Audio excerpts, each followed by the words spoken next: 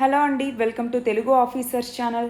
ఇవాళ జరిగినటువంటి Andhra Pradesh SI mains ఎగ్జామ్లో మన కరెంట్ అఫైర్స్ నుంచి 38 బిట్స్ అనేవి రావటం జరిగింది.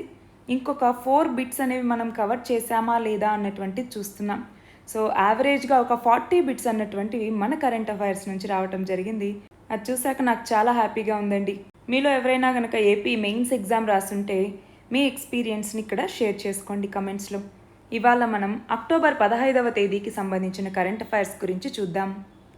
మన ఫస్ట్ ఆర్టికల్ చూడండి, ఇజ్రాయెల్ హమాస్ యుద్ధానికి సంబంధించి. ఇందులో ఇజ్రాయెల్ అన్నటువంటిది వైట్ పాస్ఫరస్ అంటే శ్వేత భాస్వరం లేదా తెల్ల భాస్వరం అని పిలుస్తూ ఉంటారు. ఈ వైట్ పాస్ఫరస్తో తయారైనటువంటి మందుగుండును వాడింది అన్నట్టుగా ఆరోపణలు అనేవి వచ్చాయి.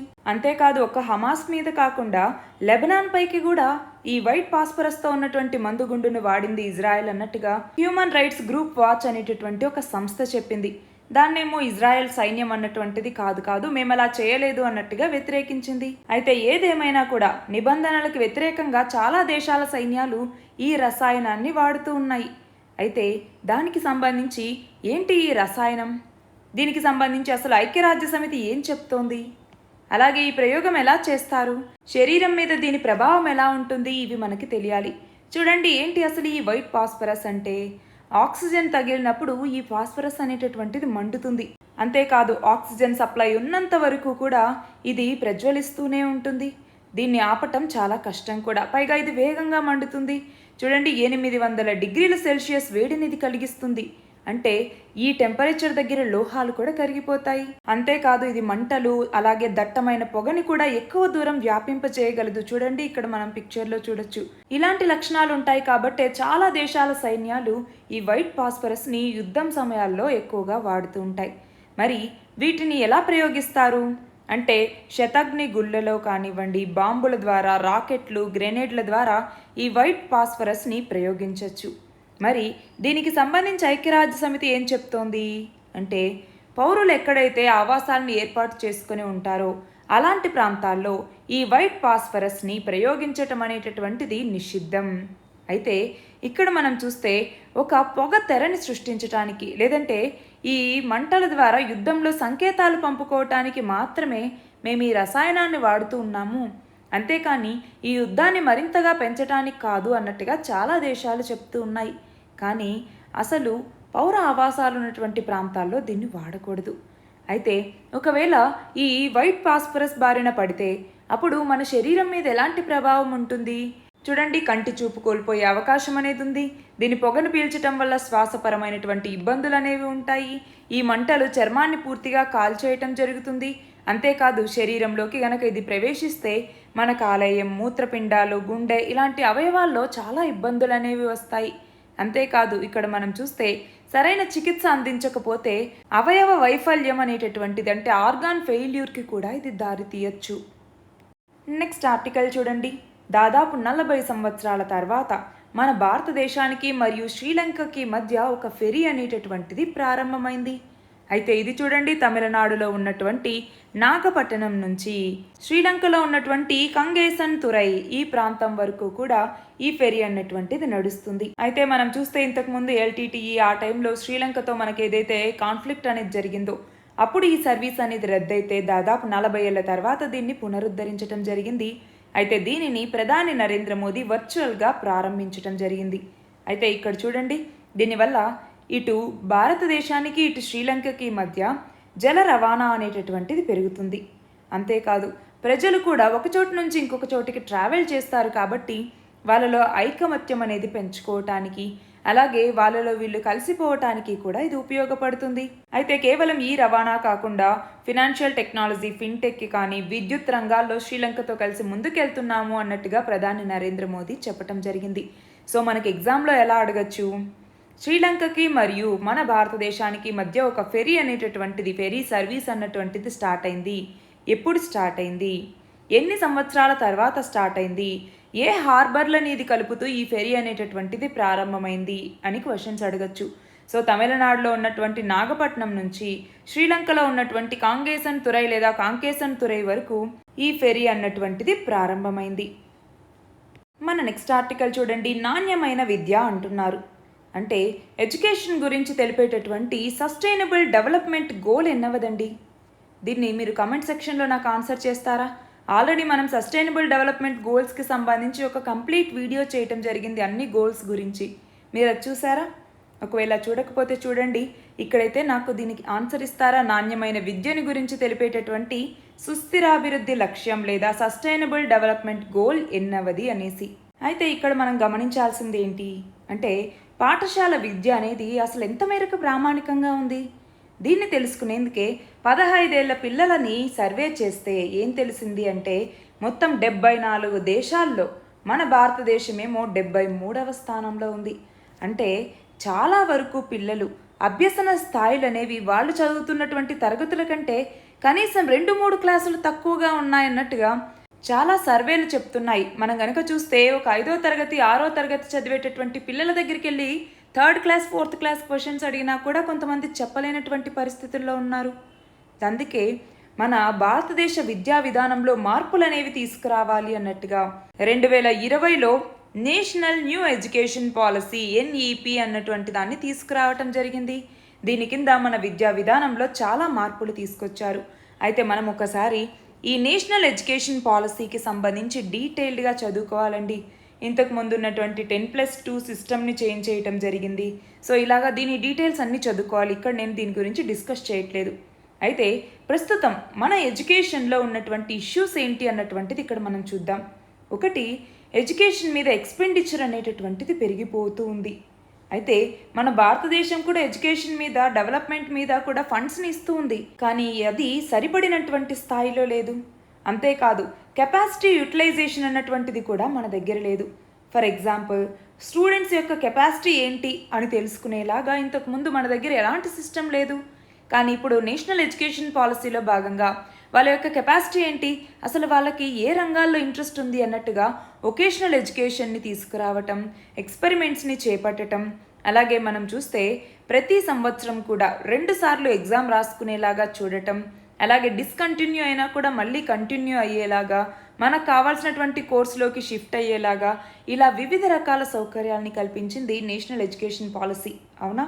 అంతేకాదు మన దగ్గర PPP మోడల్ అంటే ఏంటి, పబ్లిక్ ప్రైవేట్ పార్ట్నర్షిప్ మోడల్ని మన భారతదేశంలోని స్కూళ్ళలో ఇంట్రడ్యూస్ చేయాల్సిన అవసరం అనేది ఉంది. ఎందుకని అంటే ఇన్నోవేషన్ని పెంచడానికి ఇది అవసరం. అలాగే ఇంకొక ఇష్యూ ఏంటి అంటే స్టూడెంట్ టీచర్ రేషియో అన్నటువంటిది. అంటే ఇంతమంది స్టూడెంట్స్కి ఒక టీచర్ ఉండాలి అన్నట్టుగా ఏదైతే మనకి ఒక రేషియో ఉండాలో దానికి కావాల్సినటువంటి క్వాంటిటీలో ఈ టీచర్స్ అవైలబుల్గా లేరు. అంతేకాదు క్వాలిఫైడ్ టీచర్స్ ఎంతమంది ఉన్నారు, ఇది కూడా ఒక క్వశ్చనే. అంతేకాదు క్వాలిటీ స్టాండర్డ్స్ అనేవి మన ఎడ్యుకేషన్కి సంబంధించి ఎంతవరకు ఉన్నాయి. మనం చూస్తే చాలామంది స్టూడెంట్స్ పై చదువులకు అబ్రాడ్ వెళ్ళిపోతూ ఉన్నారు. ఎందుకని అంటే మన దేశంలో అంత బాగా చెప్పేటటువంటి ఇన్స్టిట్యూట్స్ లేకపోవటం వలన. సో ఇవన్నీ కూడా మనం ఆలోచించి ఆ సమస్యల్ని పరిష్కరించడానికి తీసుకొచ్చినటువంటిదే నేషనల్ ఎడ్యుకేషన్ పాలసీ అన్నటువంటిది. అయితే ఇక్కడ మనకి ఇన్నోవేషన్ని పెంచాలి, అలాగే ఎడ్యుకేషన్లో క్వాలిటీని పెంచాలి, ఎడ్యుకేషన్ని అఫోర్డబుల్గా తీసుకురావాలి. ఈ 3 చేయగలిగితే గనక మన ఎడ్యుకేషన్ సిస్టమ్ అనేటటువంటిది మారుతుంది. దానికోసం మనం చూస్తే చాలా స్కీమ్స్ని గవర్నమెంట్ తీసుకొచ్చింది. ఫర్ ఎగ్జాంపుల్ సర్వశిక్ష అభియాన్ అన్నటువంటిది 2001లో తీసుకొచ్చింది. దీని కింద ఎడ్యుకేషన్ ఫర్ ఆల్ అన్నటువంటి ఒక ఎయిమ్ని పెట్టుకుందనమాట. అలాగే మనం చూస్తే ఇంకా ఏం తీసుకొచ్చారు, మిడ్ డే మీల్ స్కీమ్ అన్నటువంటిది ఒకటి, రాష్ట్రీయ మాధ్యమిక్ శిక్ష అభియాన్ అనేసి, అలాగే ఇంకా బేటీ బచావో బేటీ పడావో అనేసి, ఇంకా ఏమేమి తీసుకొచ్చారు, PM శ్రీ స్కూల్స్ అనేసి, ఇలా వివిధ రకాల పథకాల్ని ప్రభుత్వం తీసుకొచ్చింది. నేషనల్ ఎడ్యుకేషన్ పాలసీ అనేసి ఇవన్నీ తీసుకురావటం జరిగింది. అయితే PM శ్రీ స్కూల్స్ కింద ఏంటి, 14,500 స్కూల్స్లో మోడర్నైజేషన్ని తీసుకొస్తారు. దాని ద్వారా 18 లక్షల మందికి పైగా స్టూడెంట్స్ బెనిఫిట్ పొందుతారు. అలాగే రాష్ట్రీయ మాధ్యమిక్ శిక్ష అభియాన్ అన్నటువంటిది ఏంటి, ఇది సెకండరీ ఎడ్యుకేషన్ని మరింత ఎన్హాన్స్ చేయడానికి తీసుకొచ్చినటువంటి ఒక ఫ్లాగ్షిప్ ప్రోగ్రామ్. అలాగే సర్వశిక్ష అభియాన్ అంటాం. దీని కింద ఏంటి, ఆల్రెడీ ఉన్నటువంటి స్కూల్స్లో లేదంటే కొత్త స్కూల్స్ కన్స్ట్రక్ట్ చేస్తే అందులో కావాల్సినటువంటి ఇన్ఫ్రాస్ట్రక్చర్ని క్రియేట్ చేస్తారు. అలాగే ఈ సర్వశిక్ష అభియాన్ కింద ఎవరైతే స్టూడెంట్స్ ఎన్రోల్ అయి ఉంటారో, ఫర్ ఎగ్జాంపుల్ గవర్నమెంట్ స్కూల్స్ కానివ్వండి, గవర్నమెంట్ ఎయిడెడ్ స్కూల్స్ కానివ్వండి, అలాగే స్పెషల్ ట్రైనింగ్ సెంటర్స్ అంటాం అవి కానివ్వండి, మద్రాసాస్ కానివ్వండి, ఏవైనా కానివ్వండి వాటిలో కనీసం ఒక పూటైనా భోజన వసతి కల్పించాలన్నట్టుగా తీసుకొచ్చినటువంటి స్కీమే మిడ్ డే మీల్ స్కీమ్ అన్నటువంటిది. దాన్ని ఇప్పుడు పిఎం పోషణ్ అన్నటువంటి స్కీమ్లో భాగంగా చేశారవునా. సో ఇవన్నీ కూడా మన భారతదేశంలో మరింతగా విద్యను పెంపొందించటం, అలాగే ఆ విద్యని నాణ్యంగా చేయటానికి తీసుకొచ్చినటువంటి ఇనిషియేటివ్స్గా మనం చెప్పచ్చు. మన నెక్స్ట్ ఆర్టికల్ చూడండి. చంద్రయాన్ 3 ప్రయోగంలో భాగంగా ఎప్పుడు ప్రయోగించాము? జూలై 14వ తేదీన చంద్రయాన్ 3ని ప్రయోగించాం, అవునా. అయితే జూలై 14న మనం ప్రయోగిస్తే అది ఆగస్టు 23వ తేదీన సక్సెస్ఫుల్గా చంద్రుడి యొక్క దక్షిణ ధ్రువం మీద కాలు మోపింది. అయితే ఆ రోజుని జాతీయ అంతరిక్ష దినోత్సవంగా సెలబ్రేట్ చేసుకోవాలి అన్నట్టుగా ప్రధాని నరేంద్ర మోదీ అన్నారు, అవునా. అయితే అలా ఇప్పుడు కేంద్ర ప్రభుత్వం దాన్ని నిర్ణయించి నోటిఫికేషన్ ఇప్పుడు జారీ చేసింది. అయితే ఇక్కడ మనం గుర్తుపెట్టుకోవాల్సింది ఇంకొకటి ఏంటి, ఈ చంద్రయాన్ 3లో భాగంగా విక్రమ్ ల్యాండర్ ఎక్కడైతే ల్యాండ్ అయిందో ఆ ప్రదేశాన్నేమో శివశక్తి పాయింట్ అనేసి, గుర్తుందా అండి? ఆల్రెడీ మనం ఇది చాలాసార్లు చదువుకున్నాం, శివశక్తి పాయింట్ అనేసి. అదే చంద్రయాన్ 2లో భాగంగా ఎక్కడైతే ల్యాండర్ క్రాష్ అయిందో, చంద్రుడి మీద ఎక్కడైతే ల్యాండర్ క్రాష్ అవ్వటం జరిగిందో ఆ ప్రదేశాన్ని తిరంగా పాయింట్ అనేసి పిలవాలి అన్నట్టుగా ప్రధాని పిలుపునివ్వటం జరిగింది. దానికి సంబంధించి నోటిఫికేషన్ ఇప్పుడు ఇచ్చారు. మన నెక్స్ట్ ఆర్టికల్ చూడండి. 2036 ఒలింపిక్స్కి మన భారతదేశం ఆతిథ్యం ఇవ్వటం కోసం అన్ని ప్రయత్నాలు చేస్తున్నాము అన్నట్టుగా ప్రధాని నరేంద్ర మోదీ చెప్తున్నారు. మనం చూస్తే రీసెంట్గా అంతర్జాతీయ ఒలింపిక్ కమిటీ 141వ సదస్సుని మన భారతదేశంలో ఉన్నటువంటి జియో ప్రపంచ కన్వెన్షన్ కేంద్రంలో ప్రారంభించారు. అయితే ఇందులో భాగంగా 2036 ఒలింపిక్స్కి ఆతిథ్యం ఇవ్వటం అనేది మా భారతదేశ కళ కాబట్టి ఈ అంతర్జాతీయ ఒలింపిక్ కమిటీతో దీన్ని సాకారం చేయాలనుకుంటూ ఉన్నాము అన్నట్టుగా ఇక్కడ చెప్పటం జరిగింది. సో మన భారతదేశంలో ఈ ఒలింపిక్స్ జరుగుతుందా లేదా అన్నటువంటిది మనకి ఇంకా క్లారిటీ లేదు. అయితే ఇక్కడ గుర్తుపెట్టుకోవాల్సిన కొన్ని విషయాలు వచ్చేసరికి 2024లో సమ్మర్ ఒలింపిక్స్ అన్నవి ప్యారిస్లో జరగబోతున్నాయి. అలాగే 2026 వింటర్ ఒలింపిక్స్కి వచ్చేసరికి ఇటలీలో ఉన్నటువంటి మిలాన్ మరియు కార్టినాలో జరగబోతున్నాయి. దాని తర్వాత 2028 సమ్మర్ ఒలింపిక్స్ వచ్చేసరికి ఎక్కడ జరగబోతూ ఉన్నాయి? రీసెంట్గానే మనం చూసాం, న్యూస్లో ఉంది, లాస్ ఏంజలస్లో. ఇందులో క్రికెట్ని అలాగే ఇంకొక 5 గేమ్స్ని కూడా ఇంట్రొడ్యూస్ చేయటం జరిగింది. నెక్స్ట్ చూడండి. ప్రధాని నరేంద్ర మోదీ గుజరాతీ నృత్యం అయినటువంటి గర్బా మీద ఒక కవిత రాశారు ఇంతకుముందు. అయితే ఆ కవిత అన్నటువంటిది ఇప్పుడు మ్యూజిక్ వీడియో రూపంలో, ఒక పాట రూపంలో విడుదల చేయటం జరిగింది. అయితే మరి ఈ నేపథ్యంలో మనకేం తెలియాలి? గర్బా డ్యాన్స్ ఏంటి, ఇది ఏ స్టేట్కి సంబంధించినటువంటిది అనేసి తెలియాలి. ఏ స్టేట్? గుజరాత్కి సంబంధించినటువంటి నేటివ్ డ్యాన్స్ ఈ గర్బా అన్నటువంటిది. దీనిని దుర్గాదేవికి సంబంధించి పర్ఫామ్ చేస్తారు. అయితే ఇందులోకి వచ్చేసరికి ఒక సర్క్యులర్ ప్యాటర్న్ అనేది ఉంటుంది. అయితే సైడ్ బై సైడ్ వీళ్ళు నృత్యం చేస్తూ ఉంటారనమాట. అయితే ఇందులోకి వచ్చేసరికి సింగింగ్ అనేది ఉంటుంది. మ్యూజికల్గా కూడా ఇందులో డోల్ అన్నటువంటిది ఉంటుందన్నమాట. అంటే డబుల్ హెడెడ్ డ్రమ్ ఉంటుంది కదా, అదనమాట. అంతేకాదు మనం చూస్తే ఇందులో హ్యాండ్ క్లాపింగ్ అనేది ఉంటుంది. మెటాలిక్ ఐడియోఫోన్స్ అనేవి ఇందులో వాడుతూ ఉంటారు. ఫర్ ఎగ్జాంపుల్ సింబల్స్ లాగా అనమాట. CYMBAL, ఇది SYM కాదండి, CYMBAL సింబల్స్ లాగా అనమాట.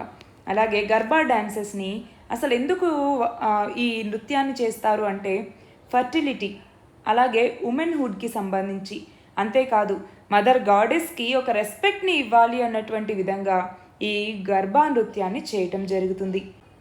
మన నెక్స్ట్ ఆర్టికల్ చూడండి. న్యూజిలాండ్ ఎన్నికలకి సంబంధించి అక్కడి ఎన్నికల్లో నేషనల్ పార్టీకి 40% పైగా ఓట్లు అనేవి వచ్చాయి.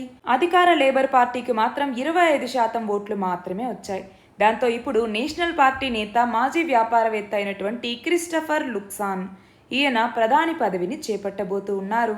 అయితే యాక్ట్ లేదా ACT పార్టీతో కలిసి అతను కొత్త ప్రభుత్వాన్ని ఏర్పాటు చేయబోతూ ఉన్నారు. మన నెక్స్ట్ ఆర్టికల్ చూడండి. మహారాష్ట్రలో ఉన్నటువంటి చంద్రాపూర్లో దశావతారంలో ఉన్నటువంటి దుర్గామాతకు చెందిన ఏకశిలా విగ్రహం అన్నటువంటిది చూడండి, ఇక్కడ మట్టిలో కూరుకుపోయి అసలు ఆదరణ లేకుండా పోయింది అన్నట్టుగా ఇక్కడ చెప్తున్నారు. సో మన క్వశ్చన్ ఏం అడగచ్చు? దశావతార దుర్గామాత ఏకశిలా విగ్రహం ఎక్కడ ఉంది అని అడిగితే మహారాష్ట్రలోని చంద్రాపూర్లో. ఇది 18 అడుగుల వెడల్పు, 23 అడుగుల పొడవు అనేటటువంటిది ఉంది. అయితే ఇక్కడ దుర్గాదేవితో పాటు ఇంకొన్ని విగ్రహాలు కూడా ఉన్నాయి. అయితే స్థానికులు ఇక్కడ రావణ ప్రాంతం అనేసి దీన్ని పిలుస్తూ ఉంటారు. ఎందుకంటే ఈ విగ్రహానికి 10 తలలు ఉండటం చూసి మొదట్లో రావణుడు అనేసి అనుకునేవాళ్ళు. దాంతో దసరా రోజు ఇక్కడ అందరూ వచ్చి రాళ్ళు విసిరేవాళ్ళు. అయితే తర్వాత క్రమంగా అది దుర్గామాత విగ్రహం అన్నట్టుగా తెలుసుకొని రాళ్ళు కొట్టేయడం అయితే ఆపేశారు. కానీ అక్కడ పునరుద్ధరణ అనేటటువంటిది చేపట్టలేదు, అది అలానే ఉండిపోయింది. మన నెక్స్ట్ ఆర్టికల్ చూడండి, సూర్యగ్రహణానికి సంబంధించి. ఈ సూర్యగ్రహణమేమో ఇప్పుడు ఉత్తర దక్షిణ అమెరికా దేశాల్లో స్పష్టంగా కనిపించింది. అది కాకుండా ఇంకొన్ని దేశాల్లో ఈ గ్రహణాన్ని కొంతమంది వీక్షించగలిగారు. అయితే వచ్చే ఏడాది సంపూర్ణ సూర్యగ్రహణం అనేది జరగబోతోంది. అది మెక్సికో నుంచి అమెరికా, కెనడాల వరకు కూడా కనిపిస్తుంది. అయితే ఈ నేపథ్యంలో మనకి ఎగ్జామ్ పాయింట్ ఆఫ్ వ్యూలో ఏంటి ఇంపార్టెంట్, సోలార్ ఎక్లిప్స్ లేదా సూర్యగ్రహణం, లూనార్ ఎక్లిప్స్ లేదా చంద్రగ్రహణం అంటే ఏమిటి? సోలార్ ఎక్లిప్స్ అంటే ఏంటి? సూర్యుడికి మరియు భూమికి మధ్యలో చంద్రుడు అడ్డం వస్తాడు. అలా అడ్డం వచ్చినప్పుడు ఏమవుతుంది? సూర్యుడి కిరణాలు భూమి మీద పడకుండా చంద్రుడు అడ్డం ఉన్నప్పుడు ఒక షాడో అనేటటువంటిది ఏర్పడుతుంది. అయితే ఈ ఫుల్ షాడో ఉన్నటువంటి ప్రాంతాన్నేమో ఏమంటాము? సంపూర్ణ సూర్యగ్రహణం అనేసి. అలాగే ఈ లైట్గా పార్షియల్ షాడో ఉన్నటువంటి ప్రదేశాన్నేమో పాక్షిక సూర్యగ్రహణం అనేసి అంటాము. అదే లూనార్ ఎక్లిప్స్ అంటే ఏంటి? సూర్యుడికి మరియు చంద్రుడికి మధ్య భూమి అడ్డం వస్తుంది. ఎందుకని ఇది జరుగుతుందండి?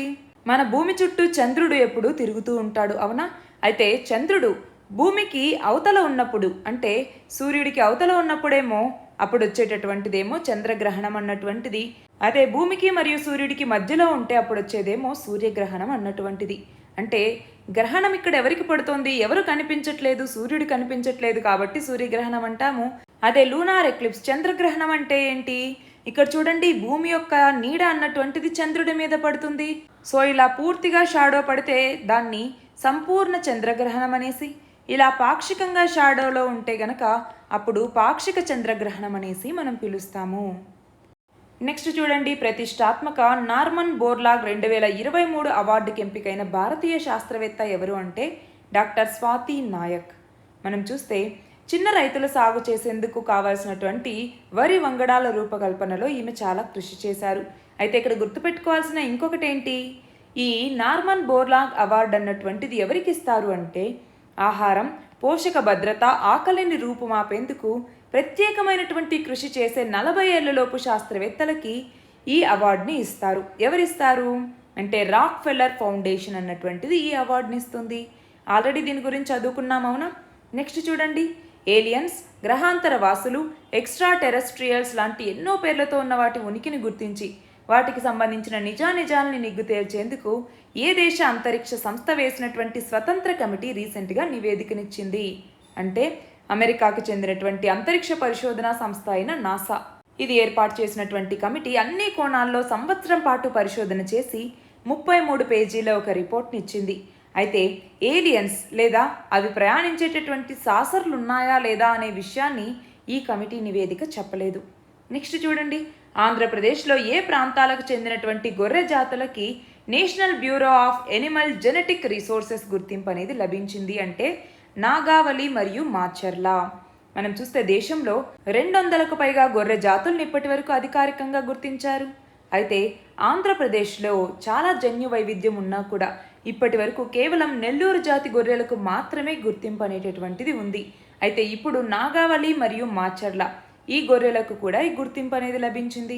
ఇక్కడ మన లాస్ట్ ఆర్టికల్ చూడండి, ఎంఎస్ఎంఈకి ఉన్నటువంటి సవాళ్ళు ఏంటి అన్నట్టుగా ఇక్కడ ఇవ్వటం జరిగింది. ఏమేం సవాళ్ళు, అసలు ఎంఎస్ఎంఈ అంటే ఏంటి? మైక్రో, స్మాల్ మరియు మీడియం ఎంటర్ప్రైజెస్ అంటాం, సూక్ష్మ, చిన్న, మధ్య తరహా కంపెనీలు అనేసి.